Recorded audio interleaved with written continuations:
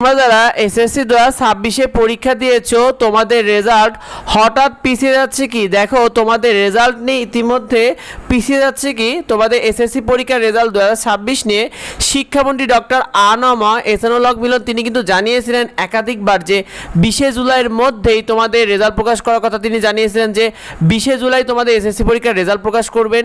তবে তোমাদের এসএসসি পরীক্ষার রেজাল্ট নিয়ে আন্তঃশিক্ষা বোর্ড ও সমন্বয় কমিটি এবং ঢাকা শিক্ষা বোর্ডের চেয়ারম্যান জানিয়েছে যে তোমাদের এসএসসি পরীক্ষা 2026 রেজাল্ট পিছাতে যাচ্ছে, এই কথাটা তিনি জানিয়েছেন। অর্থাৎ তোমাদের রেজাল্টটা কিন্তু পেছাতে যাচ্ছে। তোমাদের এসএসসি পরীক্ষা মার্কশিট পেতে হলে শিক্ষার্থী, তো তোমাদের এসএসসি রেজাল্ট সবার আগে দেখার জন্য তোমরা গ্রেডলি লিখে সার্চ করবে প্লে স্টোরে।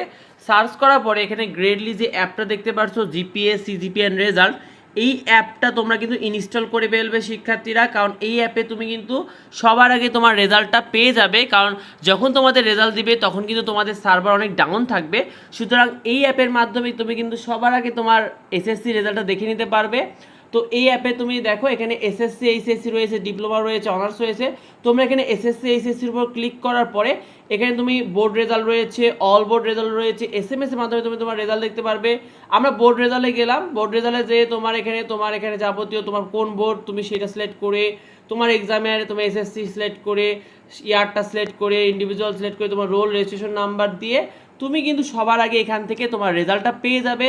সুতরাং এসএসসি রেজাল্ট 2026 পিছিয়ে যাবে কি, এটা নিয়ে আন্তঃশিক্ষা বোর্ড সমন্বয় কমিটি এবং ঢাকা শিক্ষা বোর্ডের চেয়ারম্যান প্রফেসর সৈয়দ আখতারুজ্জামান তিনি জানিয়েছেন যে তোমাদের 20 জুলাই ফল প্রকাশে একটা আলোচনা ছিল, আর সে অনুযায়ী তারা মোটামুটি একটা প্রস্তুতি নিয়েছিল। তবে 20 জুলাইয়ের মধ্যে মনে হয় আমরা বোর্ডগুলো পারবো না, আর একটু সময় লাগবে আর কি। অর্থাৎ তারা বলছে যে বোর্ডগুলো পারবে না 20 জুলাইয়ের মধ্যে তোমাদের রেজাল্ট দিতে, তারা আরেকটু সময় লাগবে।